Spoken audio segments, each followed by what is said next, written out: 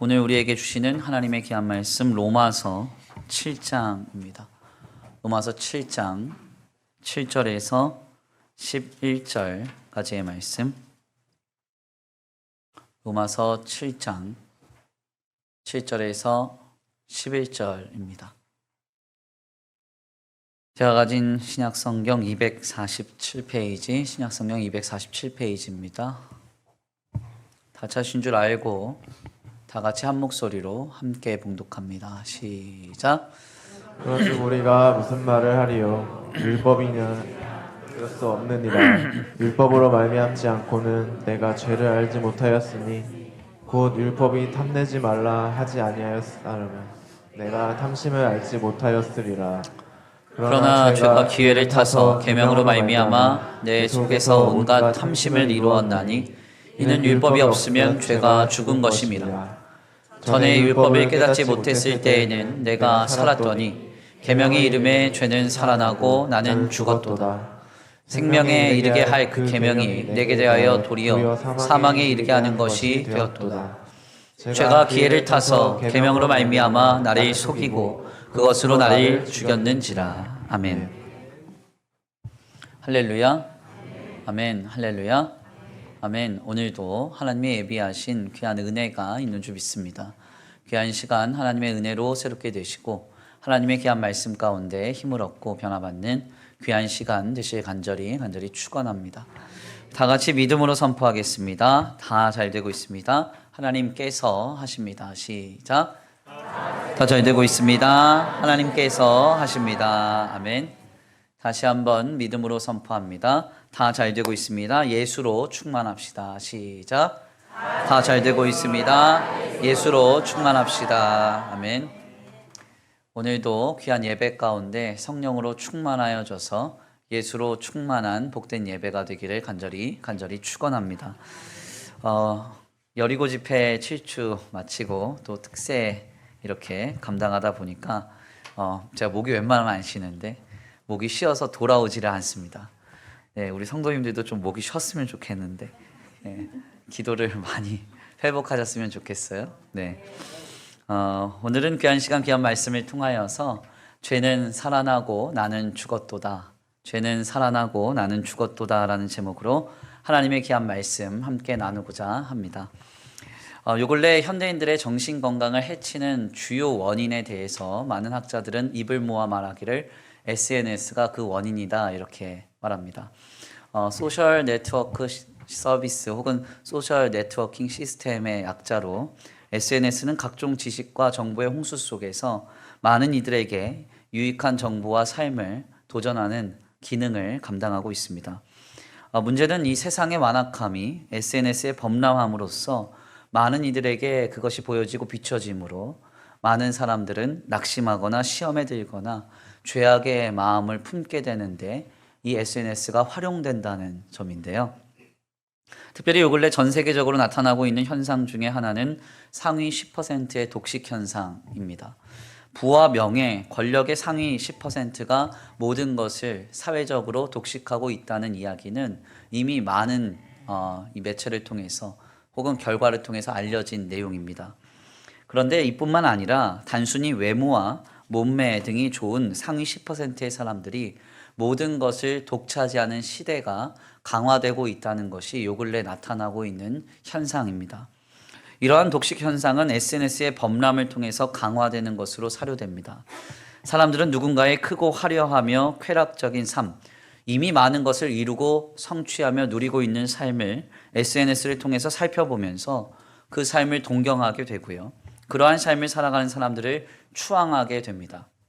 결국 그 동경의 삶, 많은 것을 가졌거나 많은 것을 이뤘거나 이미 많은 것을 갖추고 있는 그 삶을 먼저 이룬 이가 많은 사람들에게 추앙받게 되고 결국 모든 것을 먼저 독식하는 현상이 나타나게 되는 겁니다.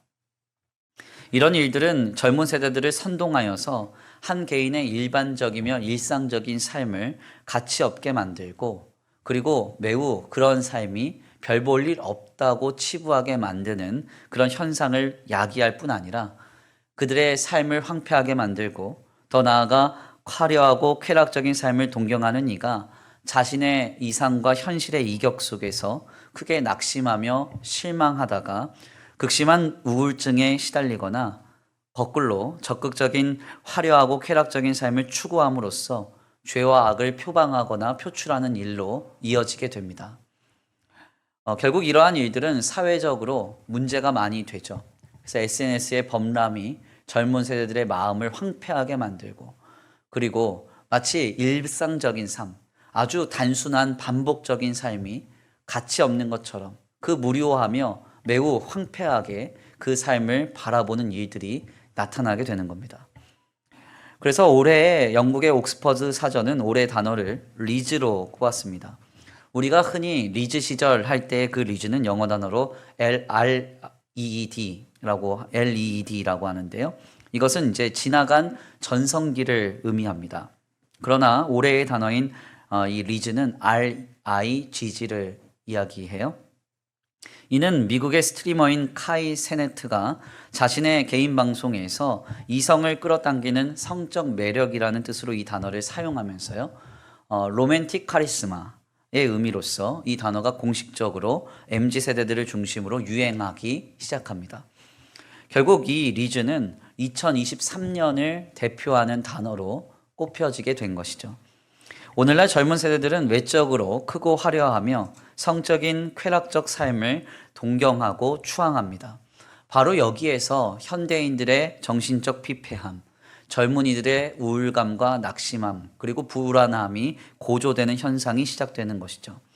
우리는 누군가의 삶을 보면서 나도 저렇게 되고 싶다, 나도 저렇게 갖고 싶다, 나도 저런 외모와 몸매를 이루고 누리고 싶다, 이렇게 생각을 하게 되지만요, 그것을 단순하게 바라보고 추앙하는 데 그치는 것이 아니라 그렇게 바라볼 때 자신 안에 니드가 생겨나게 되고 그 욕구가 그의 내면을 심각하게 망가뜨리는 현상으로 이어지게 되는 겁니다. 사실 누군가의 삶을 추앙한다는 것은 그렇게 나쁜 일이 아니죠. 누군가가 이뤄낸 성과, 성취, 혹은 노력으로 이룩한 어떤 외모나 몸매, 조건 등은 우리가 서로를 충분히 인정하면서 바라볼 수 있습니다. 더 나아가 그들의 삶과 성취를 우리의 어떤 롤모델로 삼고 삶을 성실하게 세워간다면 얼마든지 내 삶에 활력과 유익을 줄 수 있는 요소로서 자리 잡을 수 있어요. 문제는 오늘 우리의 죄성이 이것을 심각하게 왜곡해 버린다는 것입니다. 동경하면 동경할수록 합당하게 노력하는 것이 아니라 낙심하게 되고요. 추구하며 바라보면 바라볼수록 우리의 내면은 일상적인 감사와 감격을 잃어버리고 우리의 내면이 망가지며 황폐케 되는 것입니다. 우리는 아무리 좋은 것을 보면 볼수록 그 좋은 것의 좋은 면만 보고 어떻게 하면 저러한 좋은 성취를 아름답게 세워갈 수 있을 것인가, 우리의 결단과 노력을 우리가 고조하지 않습니다. 다만 남들이 이룩한 것들을 쉽게 여길 때가 많고요. 자신이 감당해야 할 바에 관해서는 끊임없이 요행과 타협을 감행할 때가 많이 있죠. 그래서 SNS에서 요 근래 가장 심각하게 문제시 되는 게 뭐냐? 다이어트 약입니다. 한 알만 먹으면 살이 쏙쏙 빠진대요. 아무리 먹어도 살이 찌지 않는답니다. 그런 약이 어디 있습니까? 안 먹어야 살 빠져요. 죄송합니다. 안 먹고요, 많이 움직이면 살 빠집니다. 알약 먹는다고 살 빠진 게 아니에요. 아무튼 우리는 어떤 이상적인 결과들이 우리의 눈에 보여질 때 어떻게 하면 합당하게 노력해서 나도 저 사람처럼 어떤 내가 동경할 만한 멋진 삶을 이뤄갈 수 있을 것인가, 이런 생각을 하지 않습니다. 부러워하면서 내 마음에 낙심이 찾아오고 그러한 삶에 대해서 왜곡하고 변질해서 어떻게 하면 요행과 타협을 감행해서 내가 쉽게 많은 성취를 얻을 수 있을 것인가, 이렇게 우리의 마음이 변질되는 것이죠. 일전에 어떤 분과 함께 대화를 나누는데 그분이 이런 말씀을 하셨어요. 부자가 되는 법이 있대요. 부자가 되는 법, 열심히 일해서 많이 벌고요, 적게 쓰고 아끼고 모으면 부자 된답니다. 영어를 잘하는 법이 있답니다. 매일매일, 이 언어는요 먼지 같은 거라서 매일매일 외우고 쓰고 사용 많이 하면 영어 잘하게 된대요. 너무 당연한 얘기 아니에요? 그래서 제가 그분께 그 얘기를 듣고 이렇게 말했습니다. 너무 당연하다고. 모르는 사람 누가 있냐고 그랬더니 그분이 이렇게 얘기하시더라고요. 이렇게 당연한 것을 정작 하는 사람은 없습니다. 이렇게 말씀하세요. 저는 이분의 말이 아직도 인상적으로 기억되고 잊혀지지가 않습니다. 여기에서 오늘 우리는 우리 안에 있는 죄성이 어떤 왜곡과 변질을 이루는지를 확인하게 되죠. 저도 가끔 어려운 교회를 섬기고 혹은 계속 미자립 교회를 벗어나지 못하는 교회들을 향해서 특강을 감당할 때가 있습니다. 그래서 CM 사역 같이 이제 어려운 교회를 돕는 개척교회 이 노예 사역은 제가 거의 한 2년 가까이 이렇게 섬기고 있어요, 개인적으로. 그리고 교회들에게 특강할 기회를 얻으면 무료로 가서 특강을 하고 오곤 합니다. 그런데 항상 그러한 자리에서 일을 하고 사역을 마치고 나면 제게 들려오는 요청의 공통적인 특징이 있습니다. 그게 뭐냐면 우리 교회의 프로그램에 관련된 책자를 보내달라는 거예요. 혹은 그 프로그램에 관련된 내용을 공유해 달라는 이야기입니다. 제가 만들어 놓은 교회 시스템을 그대로 가져다 쓰려고, 더 나아가 제가 말씀드리려고 하는 그 내용을 만들고 노력해서 어떤 결과를 이루기보다는 그냥 제가 가져다 놓은 거, 제가 쓰려고 하는 거, 쓰고 있는 거, 그거를 그냥 그대로 받고 싶어 하는 겁니다. 제가 그러한 요청을 받을 때마다 하는 이야기는 어떤 이야기인가? 우리 교회는 별다른 프로그램이 없습니다. 이렇게 말해요. 그리고 교회는 시스템이 아닙니다. 이렇게 말씀을 드리죠. 물론 이것은 그분들만의 문제는 아닙니다. 저에게도 이런 모습이 있어요. 제가 이번 주간에도 남서울 은혜교회 장애인 사역부 디렉터 목사님들을 만날 기회가 있었습니다. 협력교회가 앞으로 나아가야 할 사역의 방향, 그리고 우리 황성재 목사님의 사역을 좀 도우려고 미팅을 잡았습니다. 남서울 은혜교회가 미랄학교를 세우고 장애인 사역에 특화되어 있습니다. 정말 훌륭하더라고요. 내용을 들어보니까 정말 성숙되고 너무너무 아름다운 섬김이 있더라고요. 그래서 제가 그 교제를 하면서 많이 도전을 받았는데 그 교제의 끝에 저도 똑같은 질문을 던졌어요. 장애사역 봉사자들을 양육하는 프로그램이 있나요? 예. 혹시 그 책자나 교육 과정을 저한테 공유해 주실 수는 없습니까? 제가 이렇게 요청을 했습니다. 저도 똑같더라고요. 제가 이렇게 말씀드렸더니 근데 그분들이 뭐라고 얘기하시냐면 이렇게 저에게 답변해 주셨어요. 이 사역은 홍정길 목사님 때부터 28년 동안 지속해 온 사역입니다. 앞선 세대의 모습을 보고 모두가 묵묵히 감당하고 따라가다가 지금의 성숙이 이루어진 것입니다. 이렇게 말씀하시더라고요. 그러면서 장애인 사역부 훈련 과정이 따로 있지는 않아요. 이렇게 말씀하시더라고요. 우리가 누군가가 이뤄놓은 것을 평가하고 판단하기는 쉽습니다. 그렇지만 그것을 이룩하는 길은요, 요행과 타협 없이 묵묵히 삶을 끝까지 감당할 때 주어지는 결과입니다. 그래서 우리는 다만 우리의 삶과 심령에 어떤 성숙된 지향점을 가지고 묵묵히 우리가 감당해야 할 바를 감당하며 살아갈 때 결국 그것이 아름답게 성취되어서 우리에게 열매로 찾아옴을 기억해야 한다는 이야기입니다. 실상 이러한 요소는 우리의 믿음 안에서 더더욱 그러합니다. 오늘 본문 말씀은 우리 안에 있는 죄가 얼마나 심각한 왜곡을 우리에게 양산하는가를 지적합니다. 본문 말씀에서 바울은 율법이 오늘 우리 안에서 어떤 일을 이루었는가 하는 것을 분석하는데요. 7절에서 9절입니다. 우리 함께 다 같이 봉독합니다. 7절에서 9절입니다. 시작. 그런즉 우리가 무슨 말을 하리요? 율법이 죄냐? 그럴 수 없느니라. 율법으로 말미암지 않고는 내가 죄를 알지 못하였으니 곧 율법이 탐내지 말라 하지 아니하였더라면 내가 탐심을 알지 못하였으리라. 그러나 죄가 기회를 타서 계명으로 말미암아 내 속에서 온갖 탐심을 이루었나니 이는 율법이 없으면 죄가 죽은 것임이라. 전에 율법을 깨닫지 못했을 때에는 내가 살았더니 계명이 이름에 죄는 살아나고 나는 죽었도다. 아멘. 우리 오늘 본문 말씀을 읽어보면요, 이게 도대체 무슨 말인가 복잡하고 어렵습니다. 말씀을 읽어가면서 막 의아한 생각이 많이 들어요. 우리가 앞서 로마서 말씀을 나누면서요, 율법이 뭐냐? 율법은 성도에게 하나님이 기뻐하시는 것은 무엇인지, 기뻐하시지 않는 것은 무엇인지, 하나님이 원하시는 것은 무엇인지, 원하시지 않는 것은 무엇인지 비추어서 서로를 깨닫게 하는 영혼의 거울이다, 이렇게 우리가 확인을 했습니다. 그런데 바울은요, 여기서 더 나아가서 이 율법이 이 영혼의 거울의 역할을 감당할 때 죄가 기회를 타서 이 율법의 기능이 왜곡되면서 우리에게 온갖 탐심을 가지게 만든다, 이렇게 말하고 있는 겁니다. 도대체 이게 어떤 의미일까요? 네. 목사님 아침부터 왜 어려운 얘기 하십니까? 제가 어려운 얘기 하는 게 아니라 바울이 이렇게 설명을 하고 있는 겁니다. 조금 쉽게 예를 들면요, 이런 이야기를 전하는 거예요. 예전에 한 EBS 프로그램에서요, 아이들에게 실험을 했습니다. 그 유명한 마시멜로 테스트 들어보셨을 거예요. 소위 마시멜로 하나를 어린아이에게 줍니다. 주면서 이렇게 얘기하죠. 너가 15분 동안 참고 이걸 먹지 않으면 15분 뒤에 하나를 더 줄게. 이렇게 이야기를 합니다. 이때 아이들은 두 그룹으로 나눠지게 되죠. 어떤 아이는 받자마자 먹습니다. 15분 기다리라고 하고 선생님이 자리를 떠나자마자 몰래 다 먹어버립니다. 어떤 아이는 먹고 싶지만 계속 참으면서 기다려요.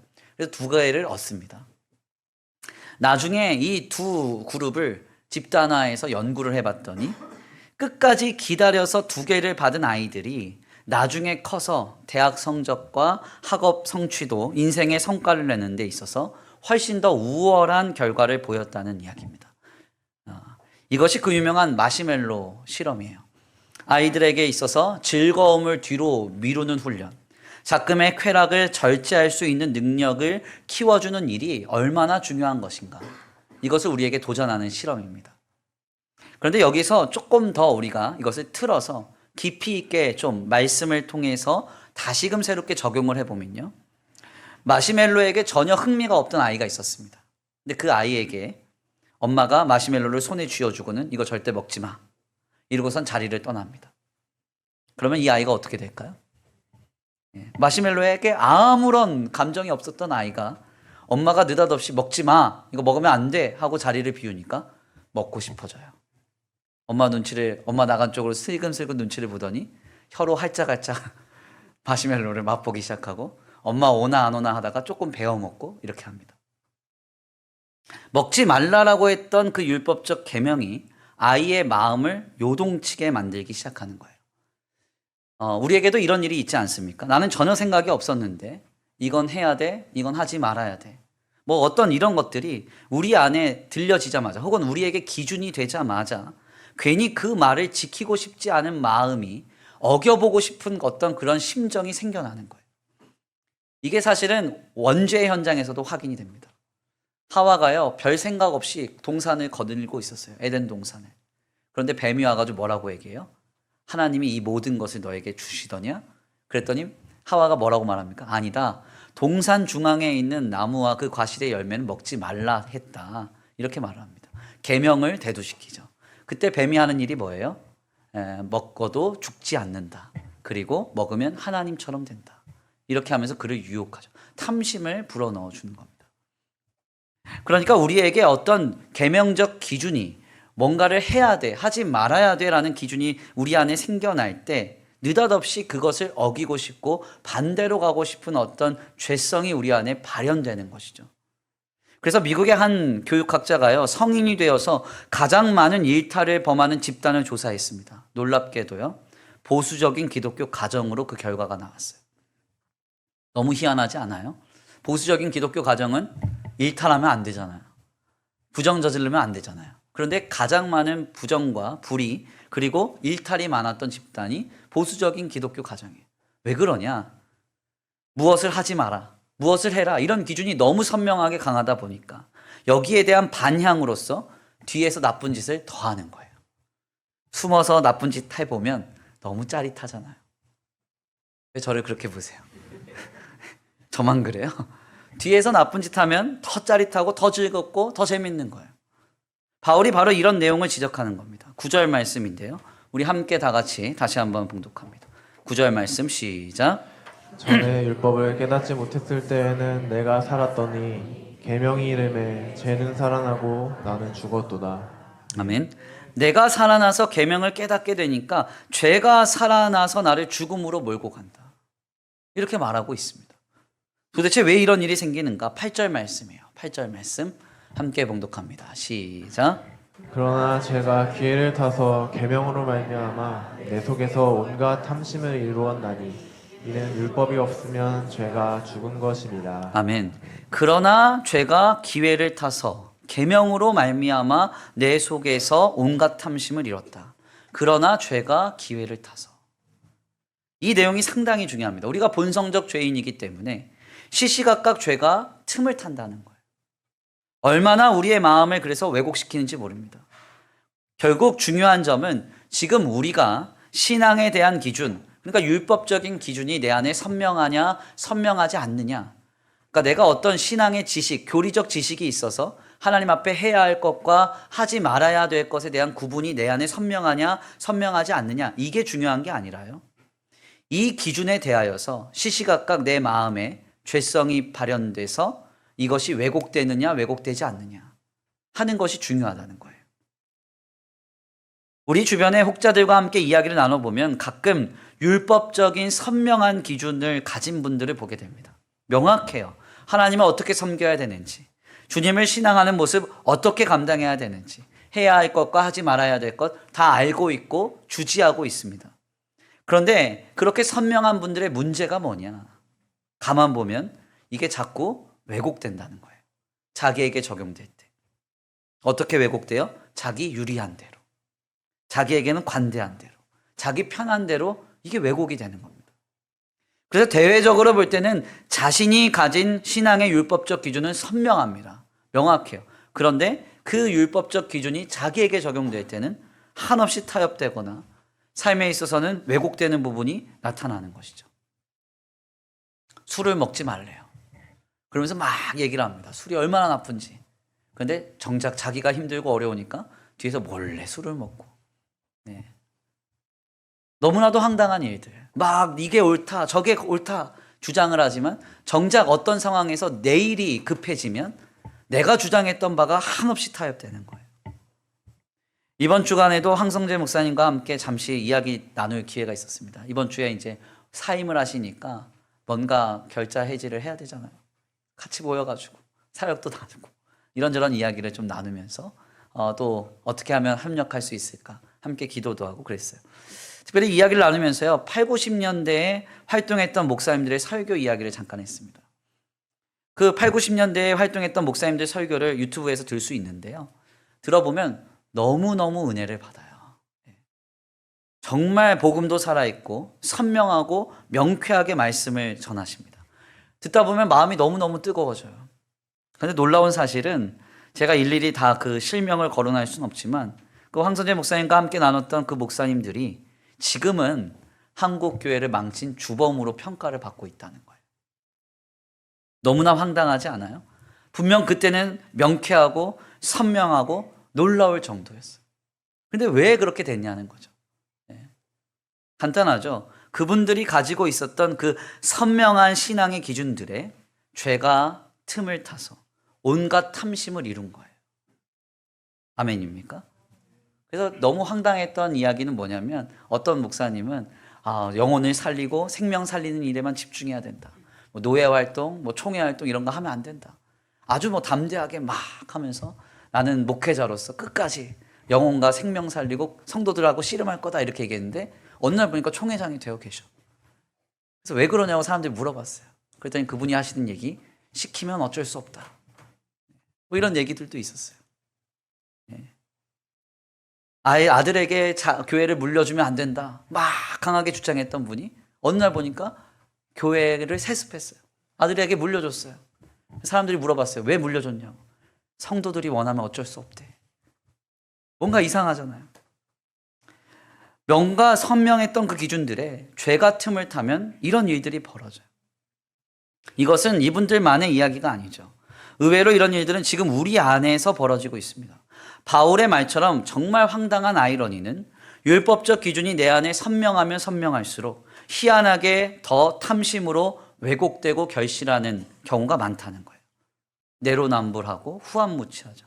남에게는 엄격하지만 나에게는 한없이 관대하고 남에게는 칼 같지만 나에게는 유연해서 뒤로는 늘 다른 것을 붙들고 다른 어떤 딴짓을 하는 거죠. 우리가 요 근래 사회적으로도 그런 모습을 많이 보잖아요. 깨끗하게 살아왔다는 사람들이 늘 정직하고 청렴했다는 그런 사회적 인사들이 뒤에서는 결국 다 잘못된 일들을 벌이고 있었다. 이런 것들이 나타나지 않습니까? 그래서 옛 어르신들이 했던 이야기가 강직하면 부러진다. 이렇게 얘기했던 거예요. 그리고 상대를 향한 날카로운 칼은 결국 자신을 향하게 되어 있다는 거예요. 참 지혜로운 말이죠. 결국 성도가 강직하고 율법적 기준을 알고 그것을 소유하며 살아가는 것이 중요한가? 그게 아닙니다. 그 기준대로 내가 내 안에 왜곡을 이루지 않고 변질되지 않고 하나님 안에서 신실한 삶을 살아가고 있는가? 내가 알고 있는 그 신앙의 기준이, 내가 명쾌하게 세워가고 있는 율법적인 기준이 나로 인해서 왜곡되고 있지 않는가? 이것을 항상 들여다봐야 한다는 것이죠. 우리가 주님을 믿는 것과 주님에 대해 아는 것, 이것이 주님을 위하여 사는 삶으로 이어져야 한다는 이야기입니다. 결국 나에게는 한없이 관대하고 남에게는 한없이 엄격한 이런 삶, 자신만의 기준을 가지고 모든 것을 자신에게 유리하게 왜곡하고 있다면 우리는 지금 이 길에서 당장 돌이켜야 돼요. 도대체 왜 이런 일이 벌어지는가? 성경은 말합니다. 11절 말씀이에요. 우리 함께 다 같이 봉독합니다. 11절 말씀 시작. 제가 기회를 타서 계명으로 말미암아 나를 속이고 그것으로 나를 죽였는지라. 아멘. 11절 말씀에 뭐라고 말합니까? 죄가 기회를 타서. 죄가 기회를 타서. 8절 말씀에도 죄가 기회를 타서. 11절 말씀에도 죄가 기회를 타서. 죄가 기회를 타서 이런 일이 생기는 거예요. 거룩한 기준을 알아요. 하나님 원하시는 삶을 알아요. 그런데 내 입장에서는, 내 삶의 순간에서는 타협이 되는 거예요. 이 정도는 괜찮아. 이러니까 괜찮아. 나는 괜찮아. 이렇게 되는 거예요. 여기서 죄가 기회를 타다라는 이 말을 들여다보면 이 사도 바울이 얼마나 이것을 명확하게 분석했는지 몰라요. 이 헬라어로 보면 아폴멘 데 람부사라는 말로 기록이 되어 있는데, 여기서 아폴메 하면 마음의 출발점이라는 뜻이고, 람부사라는 말은 람바노에서 온 말입니다. 람바노는 취하다, 붙잡다 이런 뜻이에요. 그러니까 지금 바울은 죄가 우리의 마음의 출발점을 붙잡아 버렸다 이렇게 말합니다. 왜 이런 일이 생기는가? 우리가 본성적인 죄인이니까요. 이렇게 하면 안 돼.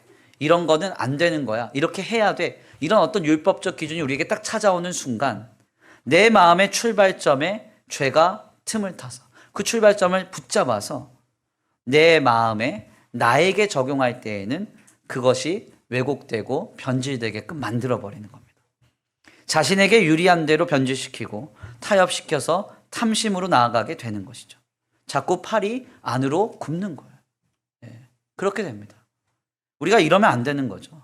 하나님이 기뻐하시지 않는 것은 끝까지 기뻐하시지 않는 거예요. 남에게나 나에게나 동일합니다.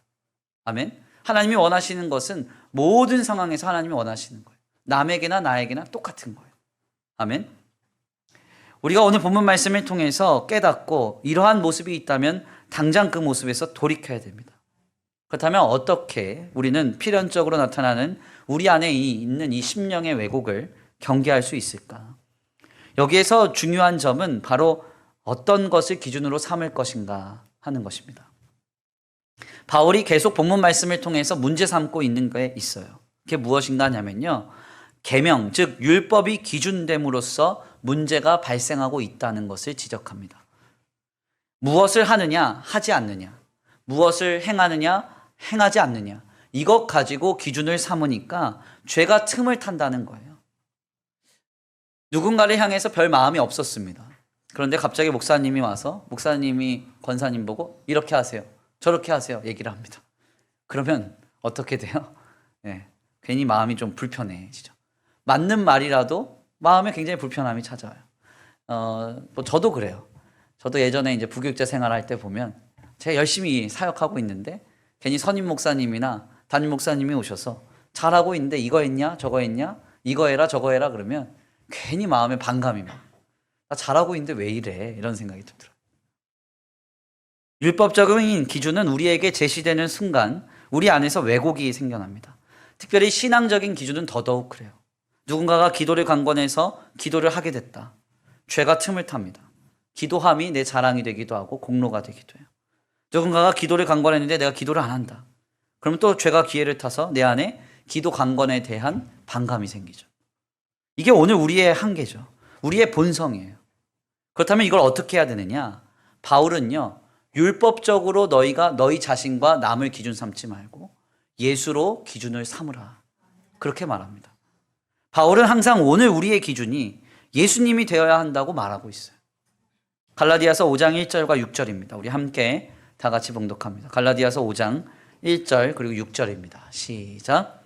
그리스도께서 우리를 자유롭게 하려고 자유를 주셨으니 그러므로 굳건하게 서서 다시는 종의 멍에를 매지 말라.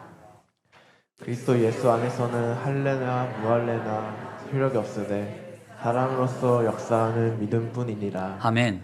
바울이 지금 무엇을 말합니까? 할례를 하든 할례를 하지 않든 아무런 상관이 없다. 효력 없다. 그리스도 예수 안에서는 사랑으로 역사하는 믿음, 즉 예수께서 베풀어 주신 그 믿음으로써 주님의 사랑을 바라보는 것이 기준이 될 때, 쉽게 말씀드리면 예수가 기준이 될 때, 그때 하나님의 역사와 은혜로 우리가 세워져 갈 수 있다고 말하고 있는 거예요. 갈라디아서는 바울이 갈라디아 교회에 보낸 하나님의 말씀이에요. 갈라디아 교회는 바울이 개척한 교회인데요. 이 교회에 문제가 생깁니다. 소위 초대교회 이단인 에비온파가 들어와요. 에비온파는 어떤 이단인가 하냐면 유대 율법주의 이단입니다. 예수를 그리스도로 믿는 복음만으로 어떻게 구원을 받느냐? 그렇게 쉬운 게 어딨냐? 율법이 더해져야지. 그래서 복음과 율법이 합해질 때 구원이 완성된다. 이렇게 주장했던 사람들입니다. 그러니까 오늘 요 근래 많은 이들이 하는 신앙의 논리로 이것을 적용해 보면 믿는다고 어떻게 다 구원받냐? 잘 행해야지. 행함이 있어야 구원을 받는 거지. 이렇게 말을 하는 사람들이에요. 이런 논리는 성도들을 혼란스럽게 합니다. 물론 참된 신자는요, 참된 행동을 하게 되어 있어요.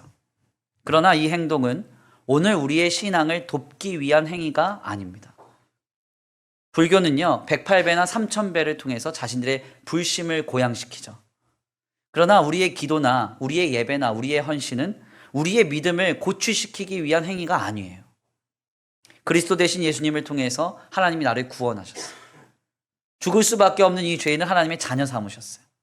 이것이 너무 감사하고 감격스러워서 우리가 예배하고 기도하고 헌신하는 것이죠.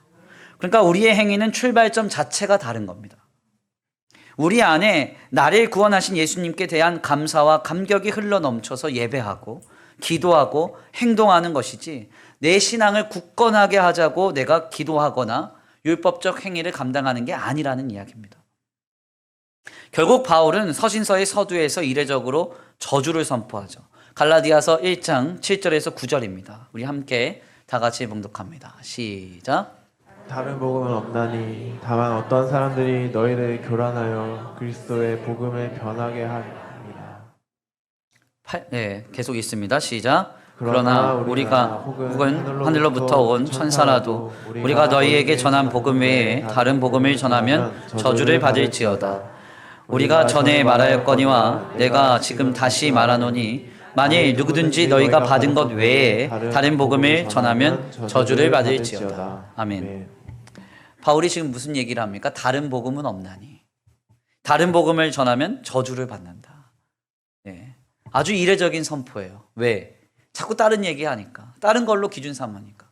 저 집사님 뭘 하느냐 하지 않느냐 보면서 구원 받을 수 있겠네 없겠네.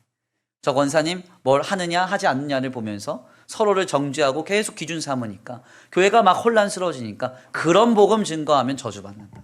그게 아니라는 거예요. 우리의 신앙의 기준은 어떤 다른 율법적 기준이 아니라 예수님이 되어야 한다는 거죠.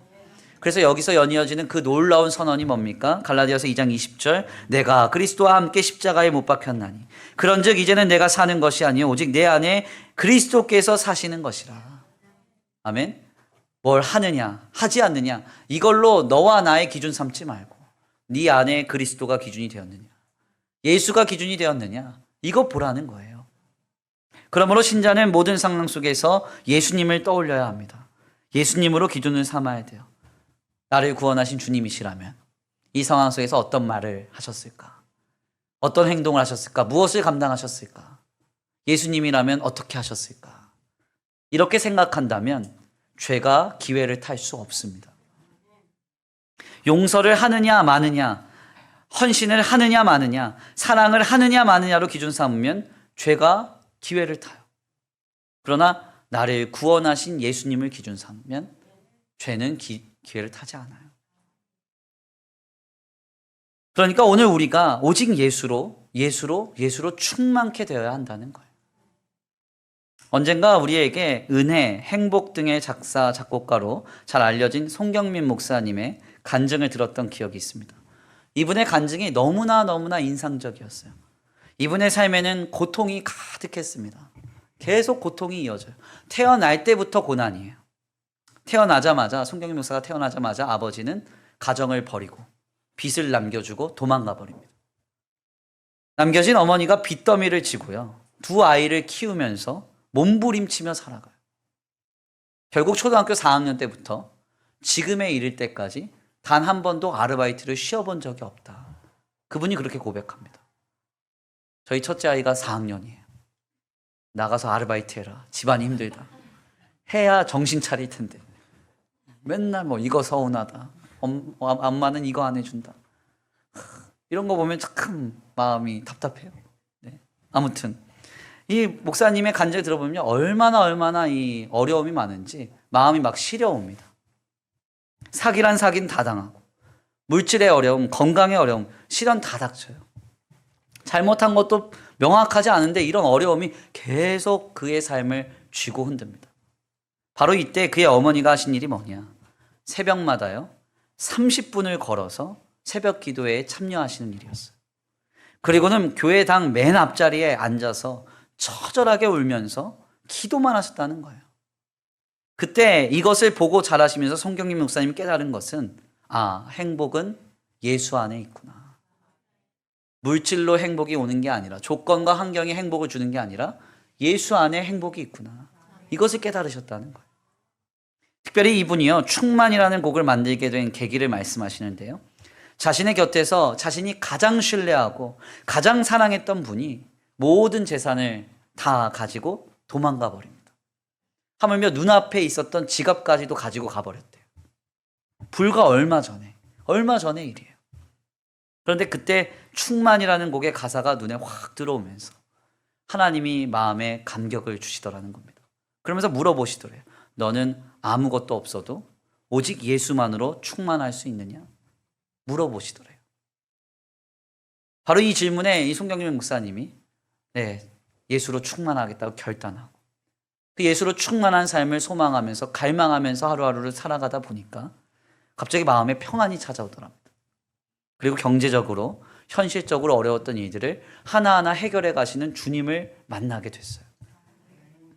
그러면서 다니엘 세일의 기도회 집회 현장에서 이런 고백을 하시더라고요. 이분의 실제적 고백이에요. 혹시라도 그분이 이 기도회를 언젠가라도 보신다면 그분을 제가 이미 용서했고 사랑하고 있고 하나님께서 기다리신다고 꼭 말씀드리고 싶습니다. 놀라운 고백 아닙니까? 가장 사랑했고 가장 신뢰했던 이가 내 눈앞에 있는 지갑까지 가져가면서 모든 재산을 가지고 사라져버렸어요. 이런 분에게 지금 이 말을 고백하고 있는 거예요. 만약 누군가에게 이 목사님에게 가서 당신 목사 아닙니까? 목사는 그런 어려운 일 당했어도 용서하는 게 목사입니다. 율법적 기준 들이댔다면.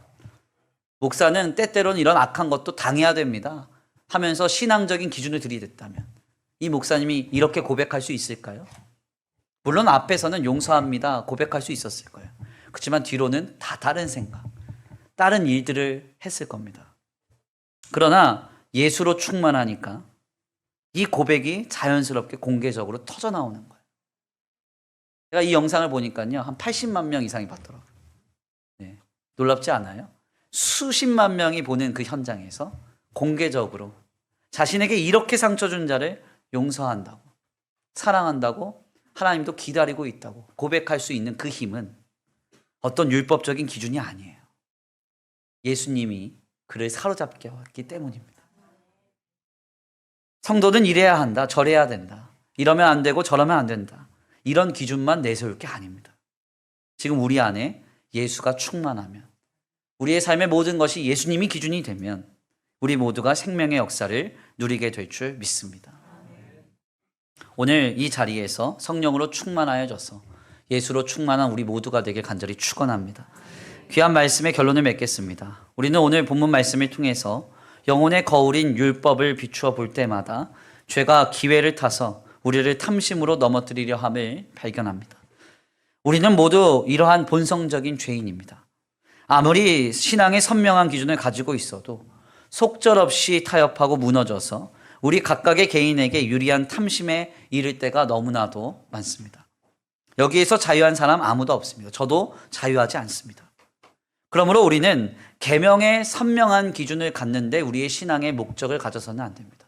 많이 배우고 많이 알아서 교리적인 기준으로, 신앙적인 기준으로 얼마나 내가 선명하게 그 기준을 갖고 있을 것인가, 이게 아닙니다. 우리는 다만 모든 순간에 예수로 기준 삼기를 소망해야 합니다. 신자는 모든 상황 속에서 예수님을 떠올려야 돼요. 그리고 예수님으로 기준 삼아야 됩니다. 주님이라면 어떻게 말씀하셨을까? 주님이라면 무엇을 하셨을까? 이렇게 생각한다면 결코 죄가 기회를 탈 수 없습니다. 한번 고백해 볼까요? 주님이라면 어떻게 하셨을까? 시작. 예수님이라면 무엇을 하셨을까? 시작. 아멘입니까? 시시각각 이렇게 생각하고 고백해야 돼요.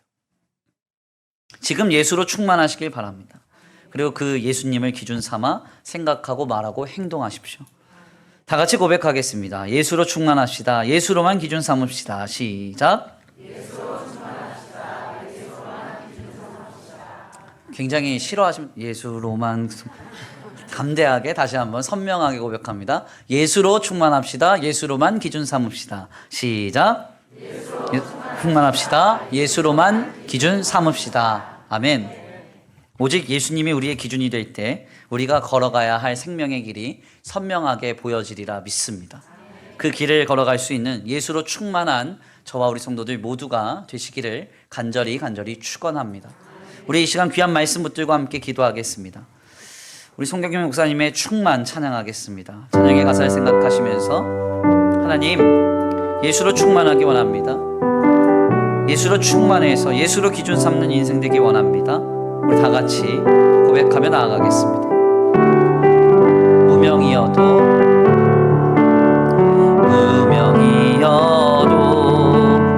고모하지 않는 것은 예수 안에 난 만족함이라. 가난하여도 부족하지 않는 것은 예수 안에 오직 나는 부요함이라. 고난 중에도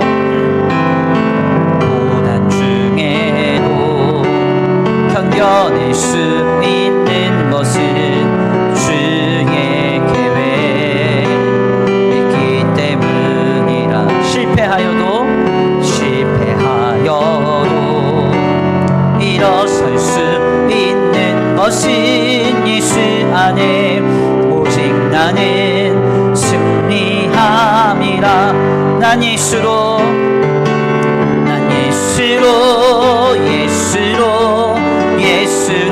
충만하네. 난 예수로 충만하네. 난 예수로 충만하네. 영원한 내 안에 하나 계시네. 아멘. 고난 중에도 견뎌낼 수 있는 것은 믿는 것은 주의 계획 믿기 때문이라. 실패하여도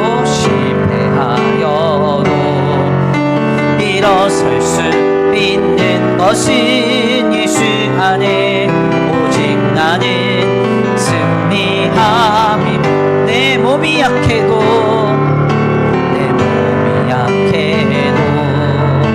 낙심하지 않는 것은 예수 안에 난 완전함이라. 화려한 세상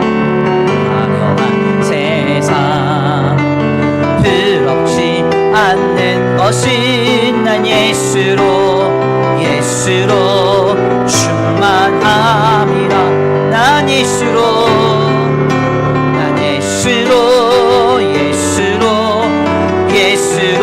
충만. 세상 모든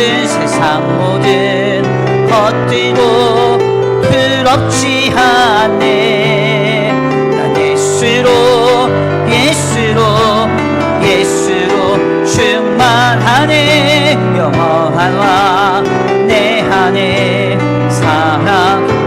예수로 예수로 난 충만합니다.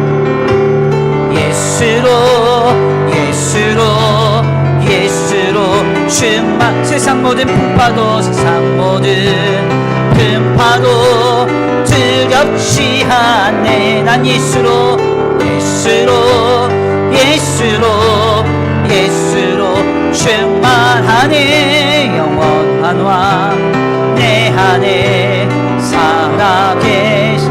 난 예수로 예수로 난 예수로 예수로 예수로 세상 모든 것들도 세상 모든 것들도 부럽지 않네.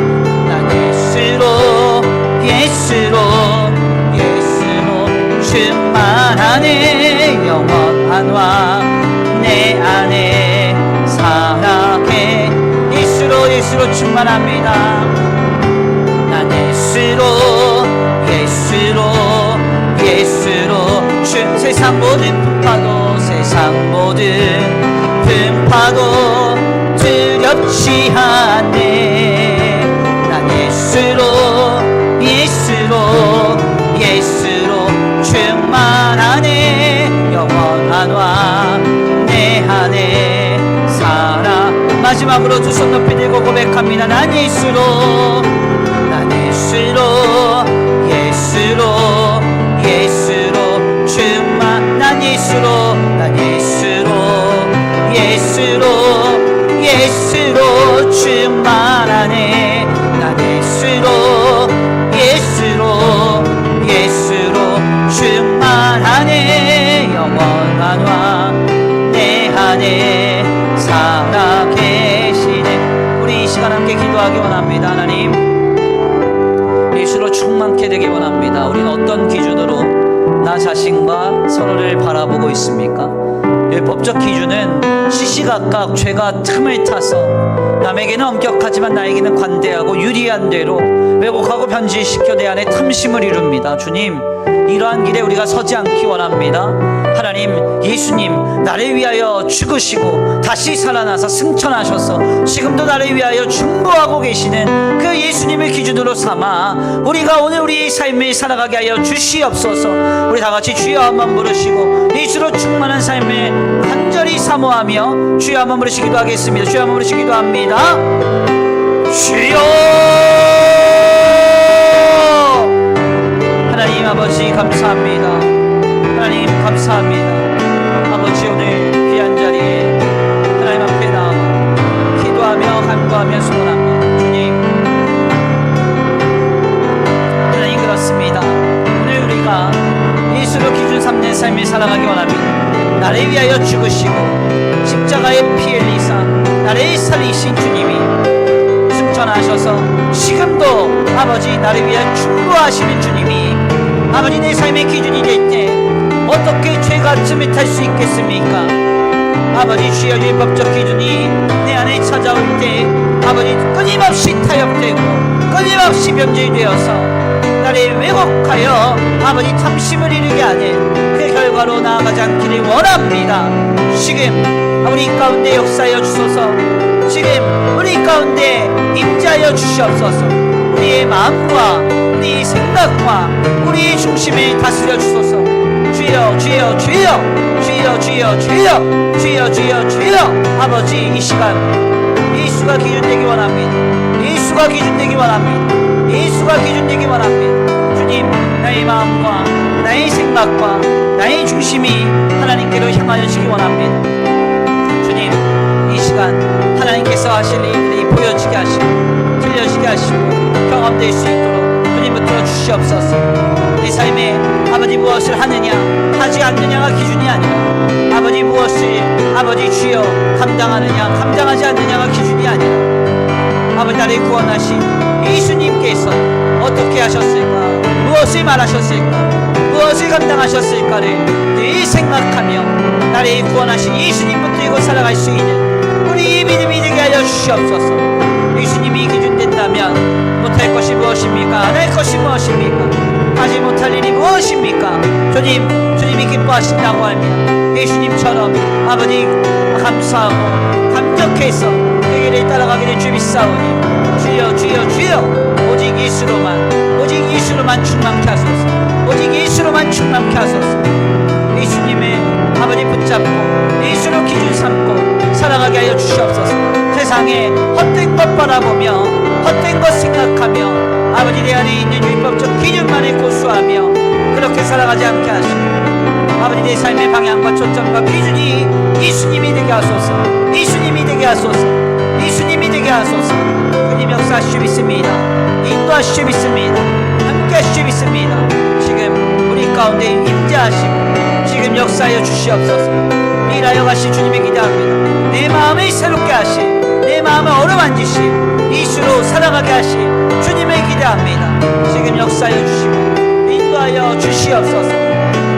주여 주여 주여 주여 주여 주여 주여 주여 주여 역사하여 주시옵소서. 난 예수로 충만하니 세상 모든 헛되고 끝없지 않네. 난 예수로 충만하네. 영원한 왕 내 안에 살아계시네. 난 예수로 충만하네. 세상 모든 풍파도 두렵지 않네. 난 예수로 충만하네. 영원한 왕 내 안에 살아계시네. 난 예수로 충만하네. 난 예수로 충만하네. 난 예수로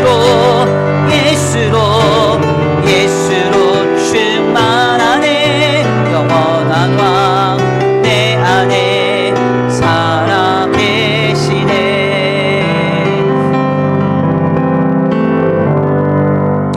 하나님 감사합니다. 오늘 귀한 시간, 귀한 자리로 주님 인도하여 주셔서 하나님 앞에 나와 하나님의 귀한 말씀 상고하며 결단하게 하시니 감사합니다. 주님, 우리가 기준 삼는 것은 무엇입니까? 세상에 허탄한 아버지 삶을 다 육신에 썩어질 그 크고 화려하며 쾌락적인 삶을 동경합니까? 하나님, 그렇다면 우리가 가야 할 지향점을 바꿔주시고 예수님을 향하여 나아갈 수 있는 우리의 삶으로 변화시켜 주시옵소서. 신앙의 선명한 기준을 갖고 율법적 계명적인 그런 지식을 갖고 있는 것이 중요한 게 아니라 그것이 왜곡되지 않고 우리 안에서 신실하고 거룩한 삶을 영위케 하는 것이 중요함을 다시금 깨닫습니다. 우리의 노력과 우리의 지식으로 이 길에 갈 수 없사오니 순간순간 나를 사랑하사 나를 구원하시기 위하여 자기 몸 내어주시고 죽으시고 부활하사 승천하셔서 지금도 나를 위하여 중보하고 계시는 예수님을 마음에 깊이 새기며 그 예수님으로 충만하여져서 주님으로 기준 삼는 인생을 살아가게 하여 주시옵소서. 모든 순간에 우리 예수님이라면 어떤 말씀하셨을까? 우리 예수님이라면 무엇을 감당하시고 어떻게 행하셨을까? 늘 생각하면서 예수로 기준 삼아 생명의 길을 걸어갈 수 있는 우리 모두가 되게 하여 주시옵시고 이 시간 우리의 마음과 우리의 생각을 주관하여 주셔서 모든 순간에 나를 위하여 구원하신 아버지, 나를 구원하신 주님을 떠올리게 하여 주시옵소서. 오늘 귀한 주일 예배하고 돌아갑니다. 하나님, 돌아가는 발걸음 안전히 거하게 하시고 세상의 악한 시류에 우리가 물들지 않게 하시고 타협되고 왜곡되지 않도록 주님 우리의 마음과 생각을 지켜보아여 주시옵시되 순간순간 주님과 함께 예수로 기준 삼는 복된 한 주간 되게 하여 주시옵소서. 이 시간 주님 앞에 귀한 예물 올려드립니다. 이 예물이 쓰여지는 곳곳마다 영혼과 생명이 살아나게 하시고 하나님의 나라와 주님의 복음을 위하여 쓰임받는 거룩한 예물 되게 하여 주시옵시되 드려진 손길 위에 복의 복을 더하사 하늘의 신령한 복과 땅의 기름진 복으로 차고 흔들어 넘치도록 주님 공급하여 주시옵시고 주님 드려진 그 가정과 생업 위에 하나님의 살아계심과 하나님의 하나님 계심으로 세상에 감당할 수 없는 능력으로 주님 공급하여 주시옵소서. 도우실 줄 믿고 감사함을 올려드리오며 사랑과 은혜가 많으신 우리 구주 예수 그리스도의 이름으로 감사하며 기도 올려드립니다. 아멘. 이제는 우리 주 예수 그리스도의 은혜와 성부 하나님의 극진하신 사랑하심과 성령 하나님의 내주 교통하심이 오늘 귀한 말씀 가운데 깨닫고 인생의 모든 순간에 예수님이라면 어떻게 말하고 생각하며 행동하셨을까 늘 생각하면서 예수로만 충만하여 예수로 기준 삼는 인생을 살아가기로 결단하는 모든 성도들 머리머리 위에 이제로부터 영원토록 함께 있을지어다.